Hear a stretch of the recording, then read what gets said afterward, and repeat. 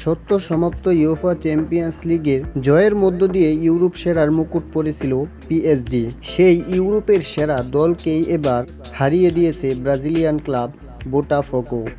24 বছর বয়সী ব্রাজিলিয়ান তরুণ ইগার জেসুসের গোলের মধ্য দিয়ে দুর্দান্ত জয় পেয়েছে বোটাফোগো। ইউরোপ সেরাদের সহজেই হারিয়ে বি গ্রুপের পয়েন্ট টেবিলের শীর্ষস্থানে জায়গা করে নিয়েছে বোটাফোগো। 6 পয়েন্ট নিয়ে পয়েন্ট টেবিলের সবার উপরে অবস্থান করছে বোটাফোগো। রোজ পোলস স্টেডিয়ামে এদিন ম্যাচের প্রায় অধিকাংশ সময় পিএসজির দখলেই থাকে বল। 16টি শট নিয়েছে তারা বোটাফোগোর জালে।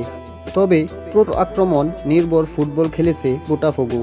ব্রাজিলিয়ান এই ক্লাবটির হয়ে একমাত্র গোল করেছেন ব্রাজিলিয়ান তারকা ইগার জেসুস।